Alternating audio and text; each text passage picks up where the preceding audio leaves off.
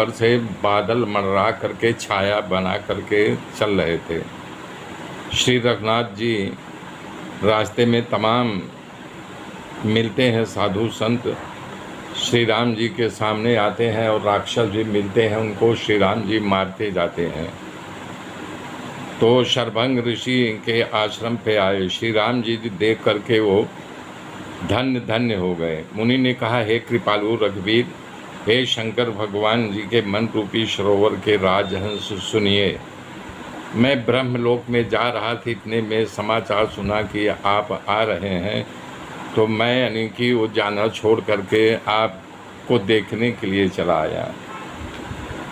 तब से लगातार रात दिन आपका रास्ता देख रहा था। आज प्रभु आपको देख करके हमारी छाती ठंडी हो गई।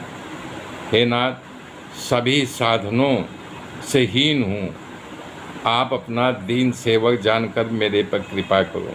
हे देव, ये सब आपका मेरे ऊपर उपकार तो है ही, लेकिन मैं उपकार नहीं मान रहा हूँ, एहसान नहीं मान रहा हूँ, क्योंकि आप कृपा निधान हैं। जबरन आप मुझ पर कृपा करने वाले हो। ऐसा करके आप अपने कीर्ति को उज्जवल कर दिया।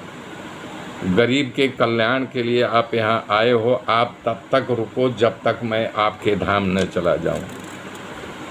योग, यज्ञ, जप, तप जो कुछ किया हूँ सब मैं आपको अर्पण कर रहा हूँ, और इसके बदले में आपसे भक्ति का वरदान मांग रहा हूँ। ऐसा कह करके चिता जला करके चिता पर बैठ करके योग अग्नि से भस्म हो गए।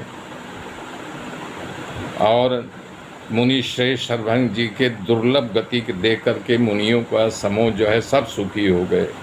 सभी मुनि बिंद राम जी की स्तुति करने लगे, राम जी का जय जयकार करने लगे कि हे शरणागत के हितकारी, करुणा के वर्षा करने वाले प्रभु आपकी जय हो। जब श्री राम जी आगे चलने लगे तो मुनियों का समूह उनके साथ चलने लगा। रास्ते में हड्डियों का ढेर देखा तो पूछा, ये हड्डी कैसी? तो बोले, ये राक्षस लोग तमाम साधु संतों को खा गए हैं मार करके। ये सुनकर देख करके प्रभु श्री राम जी के आंखों में आंसू आ गया, और उन्होंने हाथ उठा करके यानी कि वचनबद्ध हुए कि मैं इस वन को राक्षसों के, पूरी धरती राक्षसों से रहित कर दूंगा। उसी समय श्री राम जी ने प्रण किया और आश्रम में जान करके उनका दर्शन किया। मुनि अगस्त जी का एक शिष्य सुतीक्ष्ण था। वो ज्ञानी शिष्य था, भगवान के प्रति उसकी बहुत प्रीति थी, श्री राम जी के चरणों में बहुत अनुराग था। जब वो सुना प्रभु आ रहे हैं तो प्रभु को देखने के लिए, मिलने के लिए वो अत्यंत जो है व्याकुल हो गया। अनेक प्रकार का मनोरथ करके दौड़ना पड़ा। हे विधाता, क्या दीन बंधु श्री राम जी मेरे जैसे दुष्ट पर दया करेंगे? भगवान का स्मरण करते करते मुनि आनंद मग्न होकर ही मन कहने लगे, अहो बहुबंधन से अब मैं पार कर जाऊंगा कि आज अपने नेत्रों से भगवान के दर्शन कर लूँगा, हमारा सारा जीवन सफल हो जाएगा, भव बंधन कट जाएगा।